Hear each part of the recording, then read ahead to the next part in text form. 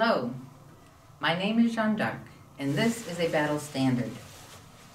Armies carry battle standards to show who they are and what they represent or what they stand for.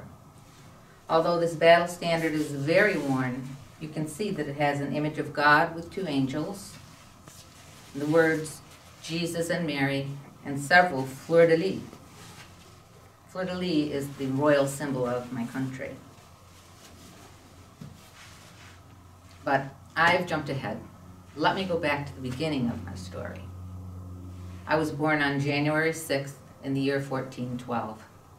I was born in the midst of what is known as the 100 Years' War. My parents, Jacques and Isabelle, were farmers, and I, along with my brothers, Pierre, Jean, and Jacqueline, and my sister, Catherine, all worked on the farm, helping each other tend the garden and care for the animals. I never learned to read or write, but we were taught to love God, the Catholic Church, and our country. Many of the men in our village were off fighting in the war, leaving their wives and their children behind to care for themselves. My parents would send us with food to families who were struggling because of this. And sometimes we would even help them care for their young children. When I had time for myself, I liked to go to a quiet corner in my garden just to be still and pray. When I was 13 years old, it was there in the garden that I first heard the voices of St. Michael and St. Catherine and St. Margaret. They encouraged me to live a life dedicated to God, and they offered guidance, preparing me for a holy mission. When I was 17, St. Michael commanded me to leave Domremy to help regain my kingdom's freedom from enemy control and to help Charles VII take his rightful place as king.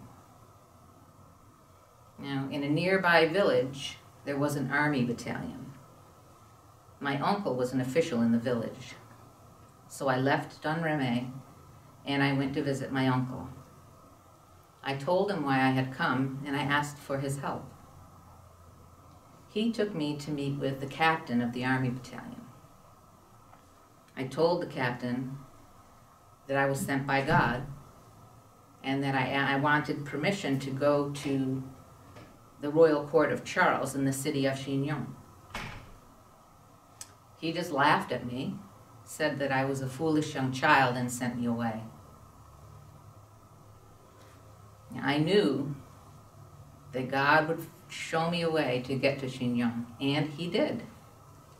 I had a vision that Charles and his army led an attack against the city of Orleans to try to drive the enemy out, but they failed.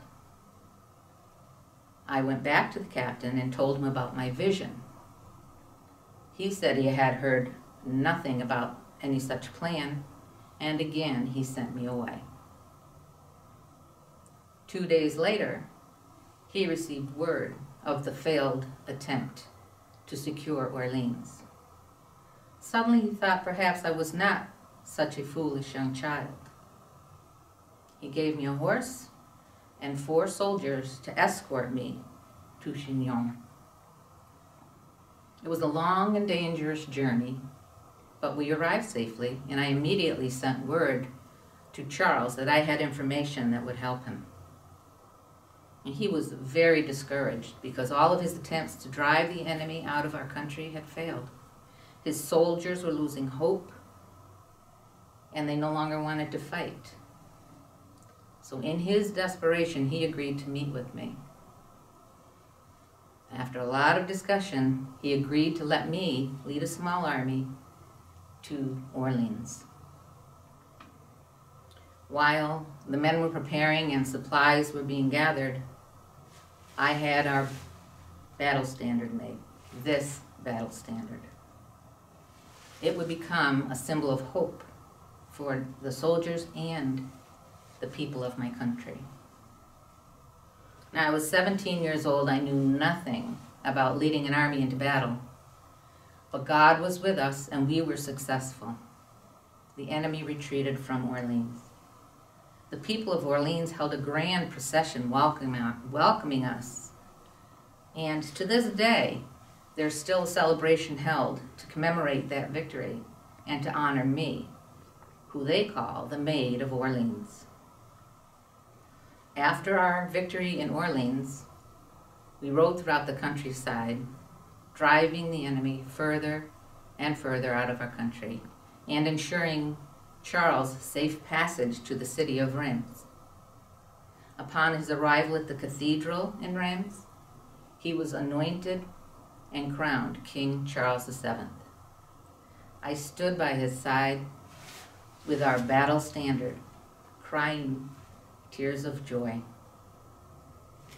Although I didn't live long enough to see it happen, because the war lasted for several years after that, our country, France, did win its independence from England, and the people of France, once again, were able to live in peace.